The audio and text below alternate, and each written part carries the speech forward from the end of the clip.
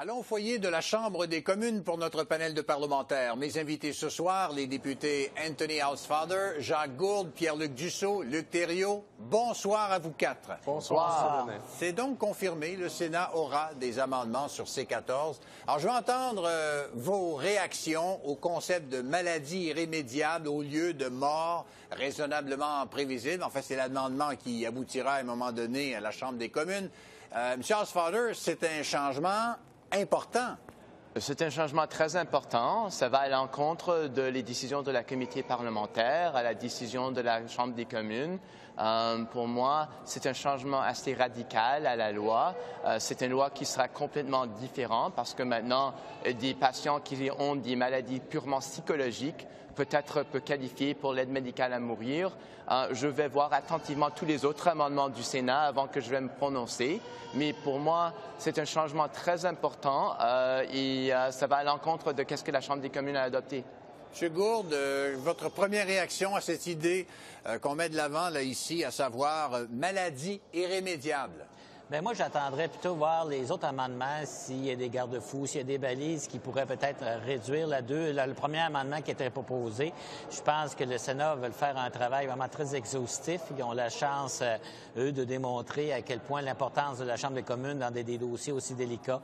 Et on ne sait pas quand est-ce que ça va finir. On va être capable de revoir ça à la Chambre des communes la semaine prochaine ou dans 2 semaines. Je pense qu'on peut être très surpris sur le temps que ça peut prendre. Vous parlez de garde-fous, je reste tout de suite avec vous là-dessus. Le sénateur Carignan, par exemple, au moment où on discute là, ensemble, au Sénat, il y a une discussion qui porte sur une proposition d'amendement du sénateur Carignan qui dit à peu près ceci: la personne qui n'est pas en fin de vie peut recevoir l'aide médicale à mourir seulement avec l'autorisation d'un juge d'une cour supérieure. Puis ils veulent même aussi qu'un psychiatre indépendant confirme que la personne a la capacité de fournir un consentement éclairé. Avec ce genre de garde-fou-là, est-ce que vous seriez plus ouvert à cette idée, donc, de maladie irrémédiable?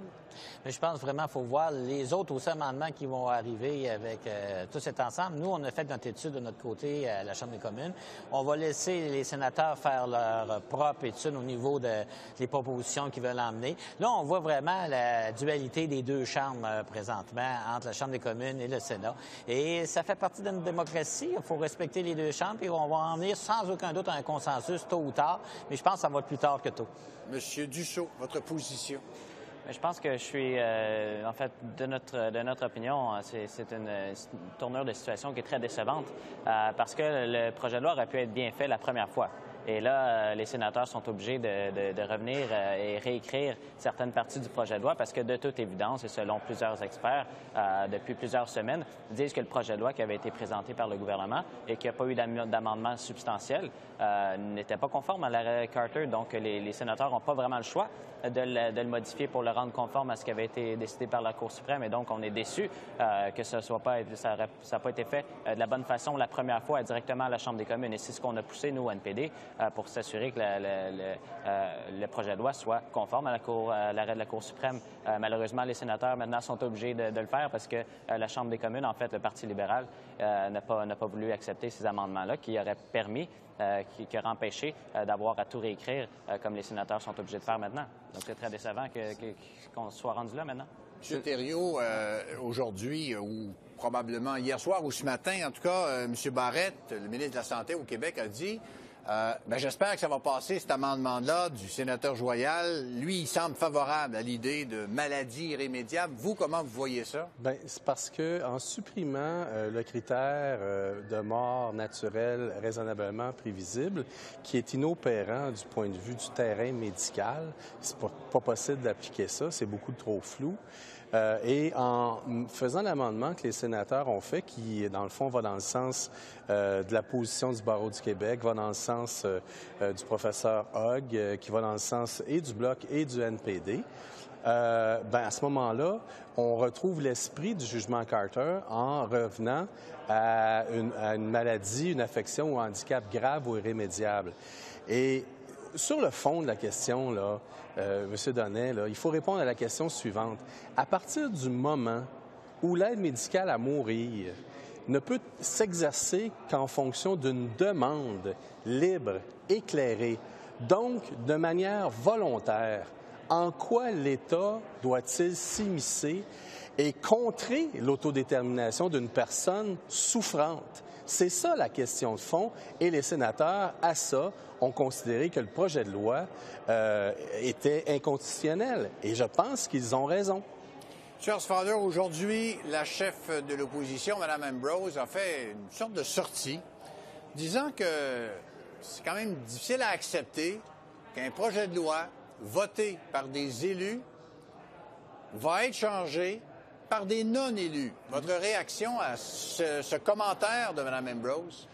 Je crois qu'il y a deux choses. La première, c'est que c'était non seulement les libéraux, ou la majorité des libéraux, qui ont refusé cet amendement qui était accepté par le Sénat. C'était aussi la grande majorité des conservateurs. Donc, c'était à peu près 80% de la Chambre des communes qui ont refusé l'amendement qui était accepté par le Sénat. Et donc, oui, il faut poser des questions. Oui, je respecte notre système. Il y a deux chambres. Mais il faut poser la question, qui devrait avoir le droit vraiment de s'imposer? Les personnes qui sont élues par la population ou ceux et celles qui ne sont pas élus? C'est une question à poser dans les mois et les années qui vont suivre. J'aimerais qu'on passe, M. Gourde, à un sujet qui a été longuement débattu aux communes aujourd'hui. Motion de l'opposition portant sur le fait que le souhait que la Chambre admette que le groupe armé État islamique ait commis des crimes contre l'humanité. Qu'est-ce que vous cherchez à accomplir par cette motion? Bien, qu'il y avoir une reconnaissance de la part de la Chambre des communes des Canadiens. Parce que présentement, les libéraux semblent dire que c'est pas un génocide. D'autres, on croit fermement que c'est un génocide. Il y a des populations présentement qui se font tuer par l'État islamique parce qu'ils pensent pas comme l'État islamique. Ils n'ont pas la même religion que l'État islamique. Des populations, des viols, des meurtres, et, ça n'a aucun bon sens. Et d'autres pays dans le monde ont reconnu ce génocide. Le Canada ne le reconnaît pas présentement. Nous, on pense que c'est un scandale en soi. Mais est-ce que vous faites ça parce que vous vous dites, vous voulez forcer la reconnaissance du terme génocide pour dire que les libéraux, bien là, ils n'enverraient pas des combats dans les missions aériennes? Est-ce qu'il y a un lien avec ça? Bien, en reconnaissant pas ce que l'État islamique fait, les libéraux ont décidé de moins être partenaires avec les autres pays parce qu'ils reconnaissent pas le problème. Nous, on avait reconnu le problème, on était même avec les autres pays à un niveau international, on voulait faire partie de la solution. Présentement, les libéraux nous laissent, en tout cas nous, les conservateurs, on pense qu'on devrait être là au même titre que n'importe quel autre pays qui veulent combattre l'État islamique. Présentement, les libéraux se retirent de l'État islamique parce que je ne sais pas pourquoi ils veulent se retirer tant que ça. On voit tout ce qui se passe présentement dans le monde avec l'État islamique, avec tout ce qui se passe. Et les libéraux se disent, ben nous, on s'en lave les mains, on va envoyer peut-être des lits, on va envoyer de la nourriture, ce qu'on faisait nous aussi. Mais par contre, ça ne se réglera pas tout seul. Là. Ça continue. Là. Monsieur Hosfather, est-ce que vous ignorez le problème? Pas du tout. Le gouvernement a augmenté le numéro d'entraîneurs sur le terrain pour aider nos alliés pour vraiment battre ISIS. On avait eu 6 avions, on a changé le focus de mission, mais on est là encore plus présent qu'on était avant. L'État islamique, c'est un des plus grands ennemis dans le monde, de tout le monde occidental. Ça menace notre manière de vie et le Parti libéral prend très au sérieux l'État islamique et on va continuer de battre l'État islamique. M. Dussault, qu'est-ce que vous voyez dans cette motion du Parti conservateur? Bien, clairement, un jeu politique. Et ça, c'est évident que les conservateurs tentent d'utiliser cet enjeu-là à leur avantage. Et c'est dommage parce que c'est un enjeu très sérieux. Mais au-delà de ça, c'est sûr que c'est des mots importants qu'on prononce et la motion comporte des mots très importants à ne pas prendre à la légère. Mais je pense qu'au-delà d'appuyer ou de voter sur une motion comme ça, je pense que c'est important d'utiliser après ça, le gouvernement, les voies appropriées pour que ce soit réellement déclaré un génocide. Parce que c'est bien beau de le déclarer ici dans la Chambre des communes, mais ce qui est le plus important, c'est que le travail puisse continuer pour que ce soit bien documenté et que les organisations appropriées qui ont les pouvoirs de le faire puissent le déclarer comme étant un génocide. Donc ça, c'est encore plus important que le jeu politique qui est joué par les conservateurs, là, qui essaient de jouer avec des mots à la Chambre des communes. Mais je pense que là, on doit plutôt se concentrer sur les voies appropriées pour déclarer comme ça un génocide, les atrocités qu'on voit dans cette région-là. M. Thériault. M. Donnet, seul le tribunal pénal international peut qualifier les gestes qui sont posés, les crimes contre l'humanité. Mais pour faire pression sur le tribunal pénal international, encore faut-il que les parlements se prononcent, tout comme le Parlement européen ferait pression auprès du Conseil de sécurité de l'ONU. Or, quelle est la gêne à qualifier ces gestes horribles, odieux, de génocide? Il faut que la Chambre des communes puisse parler d'une seule voix. Je ne crois pas que ça a à voir avec le fait qu'on intervienne ou qu'on n'intervienne pas au niveau de l'Irak ou en Syrie. C'est pas ça le fondement. Le fondement, c'est qu'on doit, comme parlementaires, parler d'une seule voix pour qualifier le caractère odieux, inhumain de ces gestes-là. Et c'est ça qui va faire pression sur la communauté internationale et le tribunal pénal international qui, lui, est la seule instance pour qualifier la chose. Or, pourquoi on ne s'entend pas plutôt que de s'accuser de faire de la petite politique les uns les autres? Parlons donc d'une seule voix et qualifions de ces gestes. Et je tends la main à mes collègues. On termine notre discussion ce soir sur le projet de loi C-210, enfin le projet de loi de Maurice Bélanger là, sur l'hymne national.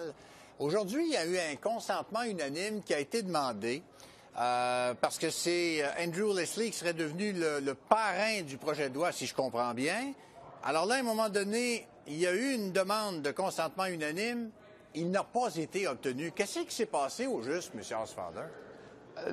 J'aimerais savoir aussi, on a cru qu'il y avait un consentement de tous les partis pour que M. Bélanger, qui est très malade, s'il n'était pas là, quand on va faire la troisième lecture de la loi, que M. Leslie peut substituer pour lui.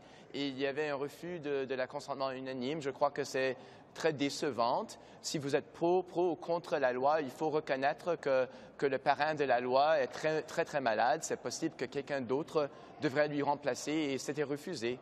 On me signale qu'il sera probablement là demain, parce que ça va revenir demain.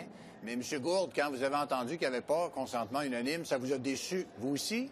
Ça m'a déçu, mais c'est des choses qui arrivent à la Chambre des communes. Ça n'en prenait seulement qu'un qui dise non, puis que le président de la Chambre l'ait entendu, puis ça l'annule le consentement unanime. Donc, c'est des genres de choses qui arrivent à la Chambre des communes. Votre point de vue là-dessus, M. Dussault? C'est décevant. Puis pourtant, je pense qu'à la fin, c'est la Chambre qui va se prononcer. Donc, de laisser aller le débat, puis de pouvoir en discuter, puis de pouvoir voter, je pense que c'est la moindre des choses, là, de commencer à discuter sur qui sera là, qui sera pas là, puis qui va le proposer.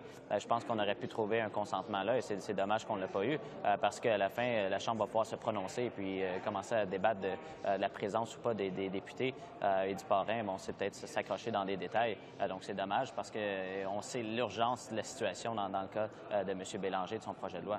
M. Thériault? Mais c'est d'autant plus décevant que M. Leslie avait fait sa job. Il était venu voir chacune des formations politiques. Et je vous ferai remarquer, et donc, c'est un peu aberrant d'entendre quelqu'un dire non. Il me semble qu'il faut attacher nos caucus quand on a une entente de cette nature. Et je vous ferai remarquer que le Bloc québécois a accepté, lui, de changer au niveau du dépôt d'une motion sur les paradis fiscaux, de changer son rang avec M. Bélanger pour qu'il puisse accélérer, pour qu'on puisse accélérer la procédure. Donc, quant à nous, même si on regarde de très loin l'enjeu qui est en cause, on facilite les choses parce que on procède d'un humanisme minimal. Je vous remercie à vous quatre d'avoir été là. Merci. Plaisir. Bonne soirée.